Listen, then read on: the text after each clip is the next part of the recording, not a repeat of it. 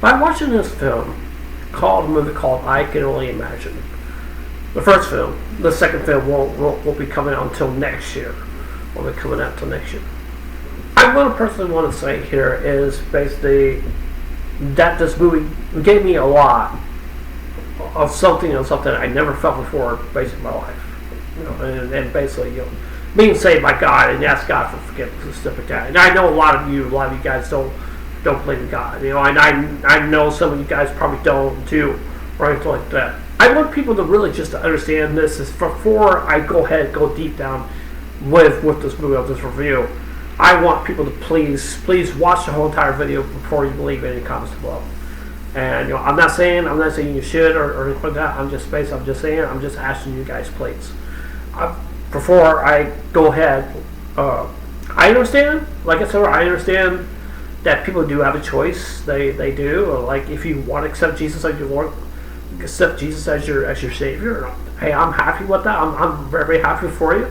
But if you don't want to, then I understand. I'm happy for you and stuff like that. And I want people to really just understand.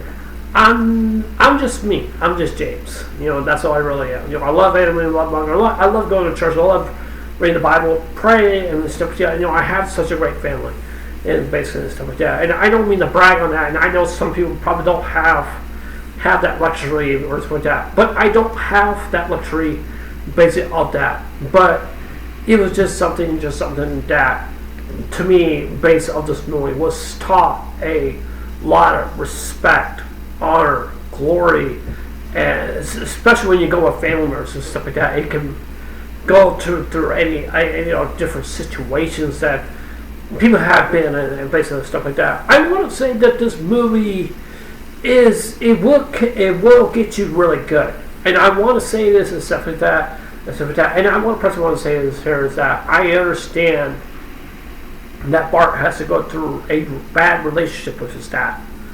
To me, in my own view, yes, I was abused. I was made fun of. There was different times that my dad was, trying to do something that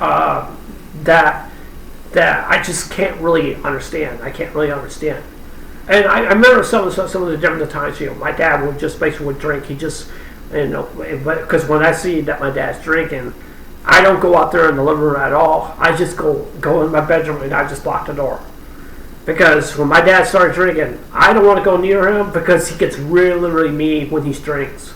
He really, really does. But when I get to know him more better, but he seems like he's a more mellow kind of person and basically stuff. I wanted to bet you one thing for sure. I will go on this phone, okay? Which I'm not to, but I'm just saying, as for example, I will go on this phone and I will call my grandma, and she will tell you that basically, when I was having a talk with my dad, I was having a talk with him, and I told him about all the things that you done to me, and it hurts. It hurts. It really does. And sometimes that's hard to let go. My dad was hugging me and he was crying, and sorry about that, was my phone. He was hugging me, he was crying, and I didn't hug him back. I didn't.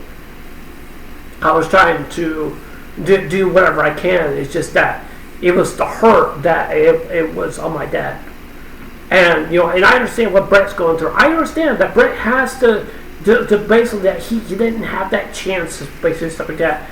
And basically, to be honest with you, let me just say this: I had good times with my dad. I used to go fishing with my dad, but then when life started progressing and stuff like that, I'd gone through such situations that my dad been and put me in those situations where it's hard. It's very, very hard, and I want people to really just understand. But I want people to really just understand is that I mean, whatever relationships that you've gone through, whatever's your husband, your wife, your boyfriend, your girlfriend, or your aunt, your grandpa, or your dad, or whoever, basically, yes, personally, I want to say this also well too.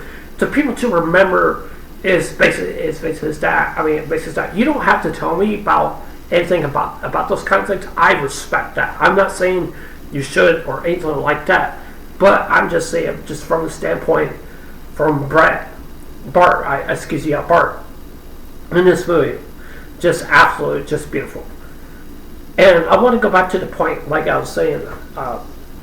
I'm serious. I will call my grandma, and I will ask her that she was in the kitchen. She was like making some stuff for, for the Christmas party and stuff like that. My grandma just basically that she got upset. She goes like James. She goes like James. She goes like James. James, you do know that's your father. That's your father. That's your dad. No, excuse me. That's your dad. Your dad is sitting right there, and he's hugging you, and he's asking for forgiveness, and he's crying. And what you do, you do nothing. You gotta learn to forgive. If you cannot forgive, God cannot forgive you. And I completely ignore that from my grandma because I was upset. I want to confront to my dad for all the things that he done to me and stuff like that. I remember during the time, my brother-in-law, I will make proof. I'll call my brother-in-law. No, I'm serious. I'll call any one of my family members. And they'll tell us, James, that your dad really loves you. Well, one thing I found, it was a joke, which I didn't think that it really was. And, it kind of surprised me, it really shocked me. And my brother-in-law told me, he said, like, when he was taking me to someplace I needed to go, he told me, he says that, James, when I told your dad about what happened, what he did to you and stuff like that, your dad broke down and cried. And your dad is scared of you. That's the first time I ever heard somebody in my life, my own family members, told me my dad is scared of me. I started laughing. I thought this was just like some kind of joke, but then I got real cocky and stuff like that. I go like, good, I'm glad he's afraid of me. I'm glad he really is. I'm very, very glad. I was like boasting about it, because the reason why I was boasting about it is because I didn't care. I really did not care at all. I'm glad he's scared of me. I'm glad he is. Who cares, But you know what? I do care. It was a wake up call for me to from that situation. From there.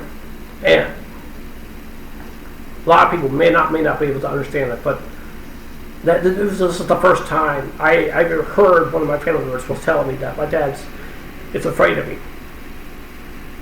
Like I said before, I boast about it to my brother-in-law when I was in the vehicle, saying like, "Oh, I don't care. I'm glad he's afraid. I'm glad he is." This is like some kind of joke or something like that. And my brother said, "No, this is not a joke, James. This is for real. I had a conversation with your dad. This is for real. He really is afraid of you." So I just brushed it aside, so like, I don't care. And so, basically, and my brother-in-law told me, this is James, what will happen is when one of your family members call you on the phone and tell you that your dad's not going to make it. Yeah. I wasn't there for my dad's funeral. I really wasn't. During a part of the time, I did forgive my dad. I did, but it still hurt me. It still does. It still hurts me. It still seeing all that stuff. I have PTSD. A lot of people may not be able to understand PTSD. Some people may not be able to understand that. I do have PTSD. A lot of those people don't think that I'm making this up, and I do. PTSD it comes in different shapes and forms that it could really scare you. I have all this in my mind, but you know what? I have God who lives in my life. I'm glad that some of the things that my dad had taught me that was really good. He used to call me Pumpkin, like tucks me in the bed, and basically said, when I'm sick, basically and stuff, my dad one time he taped the Super Bowl one time because I've always was in the living room watching football right next to my dad, and basically it's and well, let me just say this also, people do change. People really do change. We all have to make a change basically in our life. We all do. But I'm one person who wants to say here is that I do love my dad. I do.